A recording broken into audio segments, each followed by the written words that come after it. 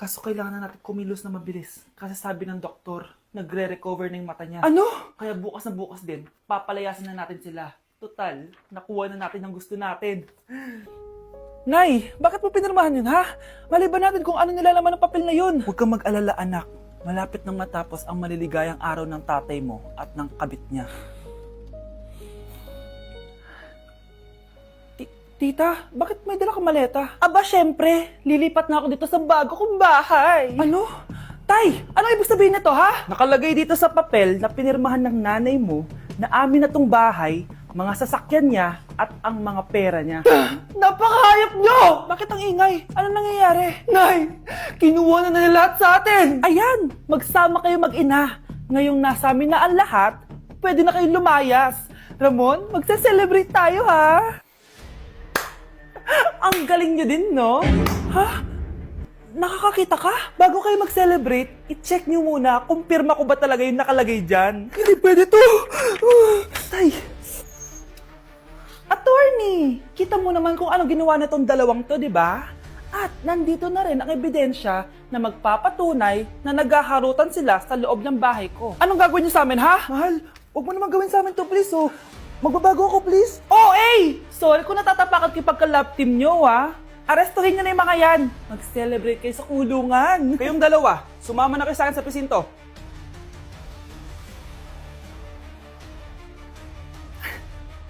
Sige, papaalam muna ako, ha?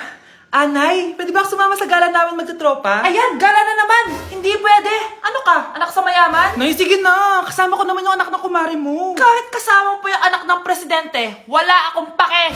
Si nanay naman, napaka-KJ. Mabastos to, nag-walk out pa.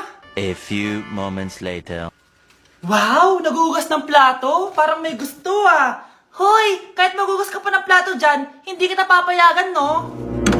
Aba, parang wala naririnig to, Nag-aaral ng maayos? Hindi pa rin kita papayagan, no? Hoy, pati mo pinapansin, Sige, pag ikaw di nakapagsalita. Ano kaya problema na ni Scarlett? Ba't di ako pinapansin? Siguro nagtampo yun sa akin kasi di ko siya pinayagan.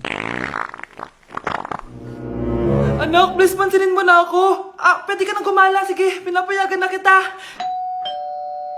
Sino yun? Wait lang, anak. Sino yan? Anak? Nay, sorry di ko na kinaya. Sumama na ako sa gala namin. Ha? Pinaprank mo ako, no? Sino yun? Anong pinagsasabi mo, Nay? Buong araw akong wala dito. Nandito ka lang kanina, anak, Nay, galing nga ako sa gala namin. Teka lang, anak. Anak? Yes, Nay? Alam mo, itulog mo yan, Nay. O, di ba, anak? May takot. Nay! Anak! Ano ginagawa mo? Ba't ang kalat ng kwarto mo? Wow, piliin mo ang Pilipinas? Gusto to, Nay, yung piliin mo ang Pilipinas? Proud Filipina kasi ako. Di ba sabi mo kanina sa akin, ayaw mo na tumira dito sa Pilipinas kasi sobrang init. Tapos sabi mo sa akin, kapag nakagraduate ka, sa abroad ka na titira. Basta, gagawin ko pa din. Sige, post mo. Ako unang mambabash sa'yo! Napaka-unsupportive naman ni nanay. Ano yan? Kailan pa lagi sayaw yan? Di ba transition yan? Eto na po kasi uso ngayon, Nay, Puro kayo sabay sa uso. Akala nyo maganda. Mukha lang kayo nakakatawa. Basher talaga tong si nanay. Buti pa si Kyle, nag-aaral ng mabuti. Hindi yung kung ano-ano ginagawa. Yun pala yun. Patingin nga, anak. Sanananan. Tatak. Ano to, anak? Lyrics po ng Asoka, Nay. Puro kayo asoka! Sanananan. Ang galing talaga ni nanay. Jari paban. Nay, kasama ko si Cheska, yung best friend ko. Ang ganda naman yung best friend mo, anak. Oh, kumain na kayo dito. Ay, hindi na, Nay. Busog pa kami, di ba? Opo, tita.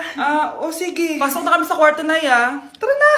Tagal na natin di nagkita, bes. Oo nga, Pero syempre, best friend pa din tayo. Basta, walang iwanan, Oo naman, walang iwanan. Hanggang sa kabilang buhay pa yan. Lusya, bata pa tayo. Matagal pa yan. Manood na nga tayo.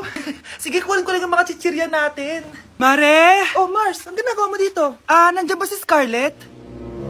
Bakit, Mars? Si Jessica kasi, yung best friend niya. Nasagasaan daw kagabi. Ha? kasama pa lang ni Scarlett kanina si Cheska. Oo nga. Manonood nga kami ngayon ng movie sa kwarto eh. Scarlett, maniwala ka. Nakalamay na siya ngayon. Di magandang biro yan, tita ha. Sige na, Nay, pasok na ako. Oh, eto. Picture ng lamay niya. Ayaw niyo pa maniwala ha. Cheska? Saan nagpunta yun? Matawag? Scarlett, for sure alam mo na yung nangyari kay Cheska. Pupunta ka ba sa lamay niya ngayon? Ano pong sabi niyo, tita? Scarlett! Scarlett, lumabas ka dyan! Hi, Scarlett. Tara, nood na tayo ng movie. Jessica? Di ba walang iwanan? Sumama ka na sa akin. Unang tanong, magbigay ng bagay na nagsisimula sa letrang K. Okay, Samantha? Kuko? Kuko is 3 points lang. Sayang! Okay, ikaw naman, Scarlett. Sisimula sa K. Kifi! Kifi is the top answer! Yes! Okay, next. Magbigay ng parte ng katawan. Scarlett, dahil ikaw ang nakahula ng top answer, ikaw ang mauuna. Pantog! Basic. Pantog is 10 points. Ha? Bakit 10 lang? Samantha, pwede ka bang bumawi? Parte ng katawan? Esophagus! Esophagus is the top answer! Yun! Eto na! Sino kaya sa inyong dalawa ang mananalo ng 1 million pesos cash? Akin na tong 1 milyon. Humanda ka sa akin, Scarlett. Anak, ayusin mo. 1 milyon yan! Mauna tayo kay Samantha. Ano ang bagay na mahaba at matigas? Mahaba at matigas. Tornilyo? Tornilyo is 50 points! Pero, hindi ito ang top answer natin, ha? Okay, Scarlett, may chance ka pa na hulaan ang top answer. Bago ko sagutin yan, Nay, kung nanonood ka man, eto na yun, Nay! Mananalo na tayo ng 1 milyon! Go, anak! Ang bagay na mahaba at matigas ay... Opo mo sumagot, anak! Sayang yung 1 milyon! Umamin ka nga sa akin, Brianna. Bakit ang daming pera ng wallet mo? Hindi ko po alam, Your Honor. Nangupit ka sa akin, no? Your Honor, i-double check ko lang kung totoo yung sinasabi niyo. Anong Your Honor? Nanay mo ko. Nagsasabi na ito? Nay, alis lang ako. At saan ka na naman pupuntang babae ka? Sa boyfriend ko po, Your Honor. Your Honor, saka din eh. Bawal na umalis, gabi na. Gusto ko siya makita. Gusto ko makita sa mata niya na nasabihin niya sa akin, mahal niya ako. Gusto mo ito makita mo? Joke lang, Your Honor. Anak, nakausap ko yung teacher mo kanina at sabi niya, hindi ka daw pumasok ng school? Di po totoo, Your Honor. Your Honor, Your Honor. Pati ikaw? Nag-aral. Ako kanina, baka di niya lang ako nakita kasi nasa farm ako. Ha? Anong farm pinagsasabi mo? Anak, ba't dila ka ng dila? Butiki ka ba? Nay, sorry. Uso kasi ito, Nay. Ay na naman tayo sa mga uso-uso. Hindi kayo napapagod, no? Tigilan nyo yan. Mga anak, kain na tayo. Yes, Your Honor. Nandito na kami, Your Honor. Tama na ka, Your Honor nyo! Your Honor, kain na tayo. Tama na! Tumigil na kayo! Your Honor. Anak, bilan mo ako ng tubig na sa 7-Eleven. Bilis na. 7-Eleven? Sige, Nay. Nay, alis na ako, Ba't may dalang maleta yun? Naman trip ng babaeng to. Manonood na nga lang ako. Wow, ganito pala itsura ng airport. Ang ganda. Ganito pala feeling sumakay ng airplane. Eto ba yun, yung 7-Eleven? Teka, anong oras na? Bakit di pa umuwi yung babaeng yun? Ayan, ito yung pinapabili ni nanay. Tawagan ko na nga. Ay, hello, Nay. Eto na, nabili ko na pinapabili mo. Asa ka na, ha? 7-Eleven, di ba, Nay? Oo, 7-Eleven. Diyan lang sa may kanto. Ay, akala ko kahit sa 7-Eleven. Ha? Nasa ka ba? Sa Japan. Ha? Japan? Nakikiramay po ako sa pagkawala ng asawa niyo. Masakit para sa amin ang pagkawala niya.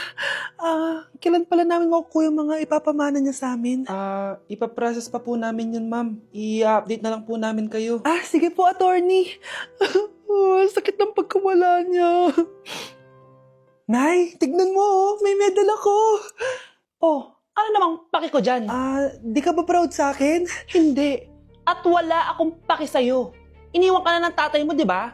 Kaya pwede ka nang umalis dito. Bakit ka ba ganyan sa akin, Nay? Huwag mo nga ako matawag-tawag na nanay dyan. Kadiri. Hindi kita anak. Ang nanay mo, wala na. Malandi kasi. Nay, gutom na ako. Ay, gutom na baby ko. Wait lang, mag-order ako ng steak for you, ha? Yay! Steak, my favorite! Ampun lang pala ako. Nasaan na yung totoo ko, nanay?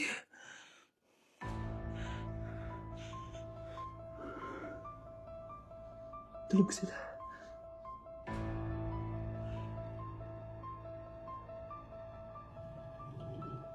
Asan na yun?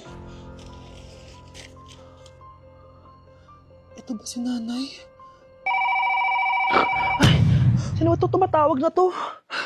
Muntik na yun. Attorney? Hello ma'am, may update na po sa ipapamana ng namatay niyo pong asawa. Sige. Punta ka dito sa bahay. Sa wakas, ito na yung araw na pinakahihintay ko.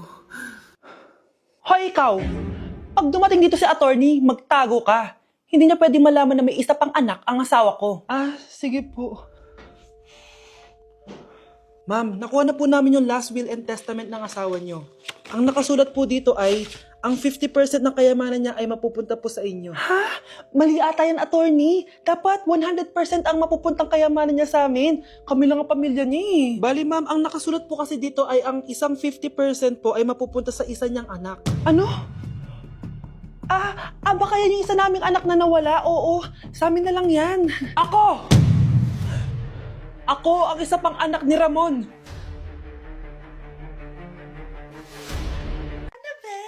Be, boyfriend ko nga pala. Ang pogi, no? Hi, Scarlett! Pogi ba yan? Mukhang talampakan. Oo, be. May itsura siya. O, diba? Mukhang Korean.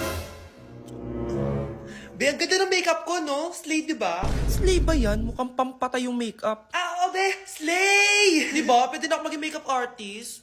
Makeup artist ng mga patay. Akin ka na lang. Ganda ng boses ko, no? Oo, be. Ang lamig ng boses mo. Ano kaya maganda i-cover next? Siguro cover your mouth na lang. Scarlett, okay ka lang? Akala mo ang pogi ng boyfriend mo? Ang pangit niya! Mukha siyang ingrown! Wala kang